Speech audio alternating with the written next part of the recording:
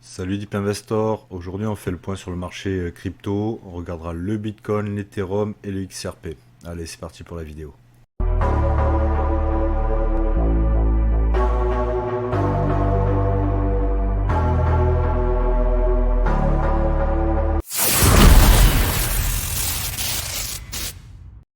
Donc avant d'aller voir les cours, regardons un peu les niveaux de liquidation pour le Bitcoin. On aura encore une pause de liquidité au niveau des 107 000, 107 000 dollars pour le Bitcoin, 107, 106. Il y aurait quand même pas mal de longs à aller chercher. On en a encore quand même pas mal entre aussi au nord, entre 118 et 120 000.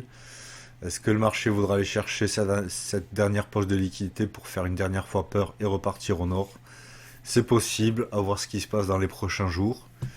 Sinon, côté indicateur de fin de cycle de bull market, pour l'heure, il n'y a aucun signe qui ferait dire que le bull market est fini. Là, par exemple, là, le sens DMA, c'est cet indicateur se déclenche lorsqu'il dépasse le 350 DMA x2, donc il est à 195, 194. Le sens DMA est à 112, 379 l'instant T. Aucun déclenchement de fin de cycle. Tu regardes là, sur les graphiques, le sens DMA et le 350 DMA x2. Comme tu vois, les fins de bull market, c'est lorsque les cours dépassent cette ligne verte. Pour l'instant, on n'y est pas du tout. On est bien en dessous, donc on est toujours en bull market et on n'est clairement pas. On n'a pas fait cette deuxième jambe de hausse un peu dégène sur le Bitcoin et sur tous les altcoins pour nous alerter sur le fait qu'on est en fin de cycle. Pour moi, on est toujours dans le bull market. Là aussi, au niveau du Rainbow Chart, comme tu le vois, là aujourd'hui, on est juste au niveau de du niveau vert, hein. On n'est clairement pas dans le orange ou jaune et encore moins le rouge. Donc pour moi, là c'est pour moi une petite manipulation sur les marchés.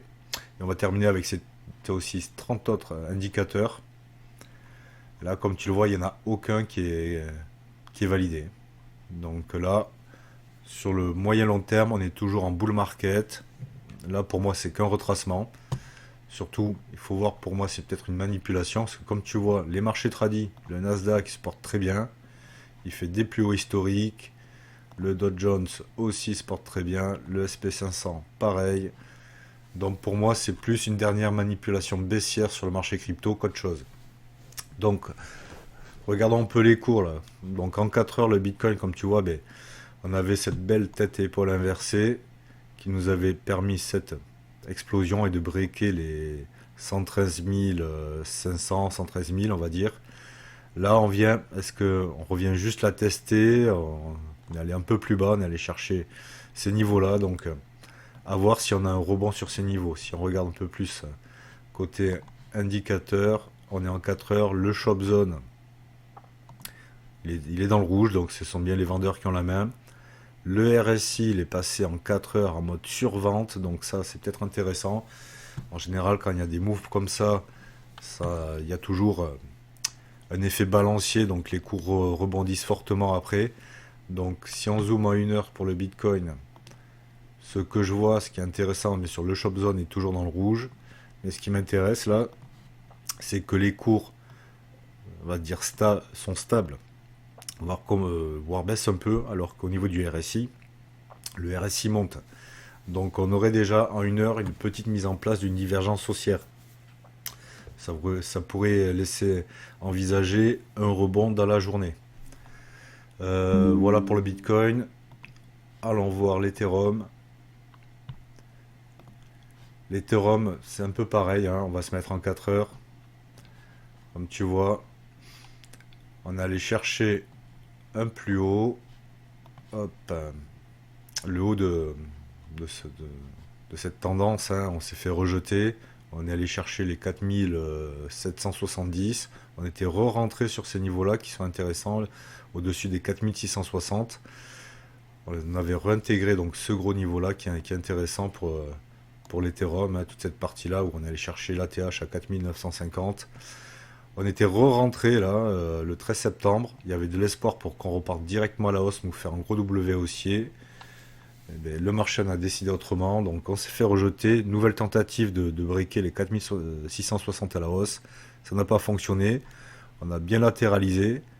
Et là, dès qu'on a briqué le niveau des 4450, tout a lâché. Point positif, on est revenu s'appuyer sur, sur la borne haute de cette zone-là, de ce support-là. Donc, est-ce qu'il va tenir? Ça serait pas mal, hein. Donc, on se retrouverait un peu dans une logique de range, hein. Sur l'Ethereum, hein, on serait entre cette borne haute et cette borne basse. Donc, voilà, on revient la chercher. Est-ce que le prochain move, c'est pour aller repartir vers le nord et chercher cette zone-là? À voir. Mais bon, pour l'heure, on a pris une belle baisse sur l'Ethereum aussi.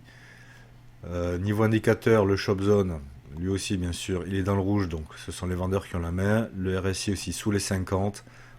Par contre, voilà, pareil, le RSI en 4 heures, il est allé en mode survente. Donc là aussi, je pense quand même ce move-là, c'était pour faire sortir quand même pas mal de longues. Comme tu vois, on allait chercher les liquidités, là, tout ce niveau-là.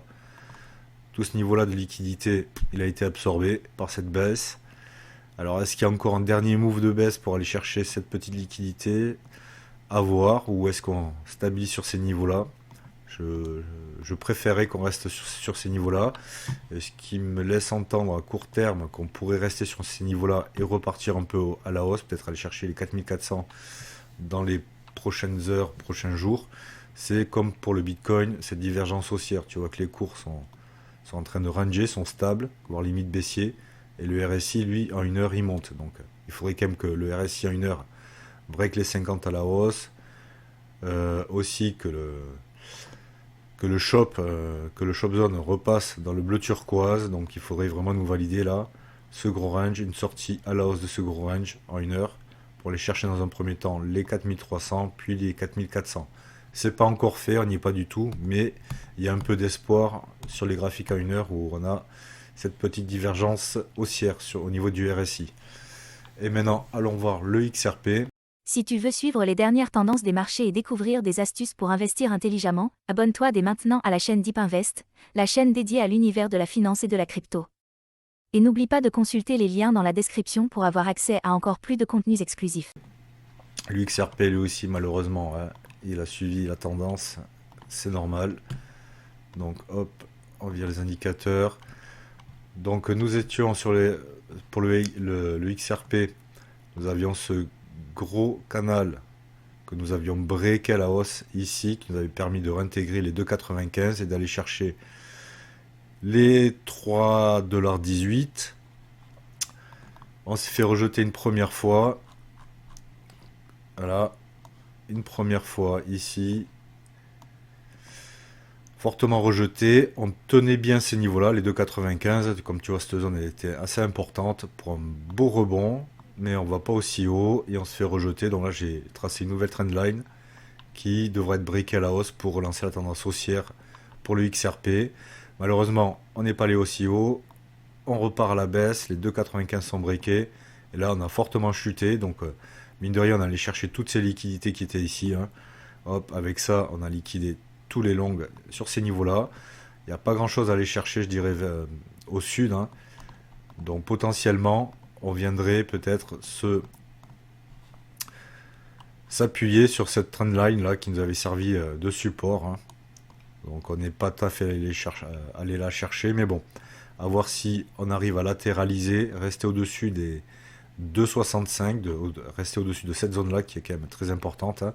C'est le niveau du gros W haussier qui nous avait donné cette impulsion pour aller chercher un nouvel ATH. Donc pour moi là, cette phase de baisse, c'est plus un retest de la figure tendance long terme qui est haussière. Donc là, on est dans un sorte de fanion haussier, tu vois. On pourrait repartir à la hausse, mais ça va prendre un peu plus de temps. Donc pareil, on va un peu zoomer. Là, on est en 4 heures, on va regarder les indicateurs.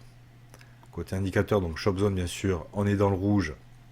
Ce sont bien sûr les baissiers qui ont la main. Et comme tu vois, quand même, les bougies en 4 heures commencent à être intéressantes sur le XRP. Il essaye de poser son bottom au niveau des 2,80. À voir s'il arrive à pousser. Le RSI Pareil, lui aussi, il allait chercher quand même une zone de survente. Voilà, le RSI, pareil, en 4 heures, tu vois, on est vraiment allé chercher très bas au niveau du RSI. Donc c'est ce qui me laisse espérer un rebond court terme pour le XRP. Si on se met à 1 heure aussi, tu vois aussi là, potentiellement un gros range. Et peut-être un W haussier hein, qui est en train de se construire. Il faudra breaker à la hausse.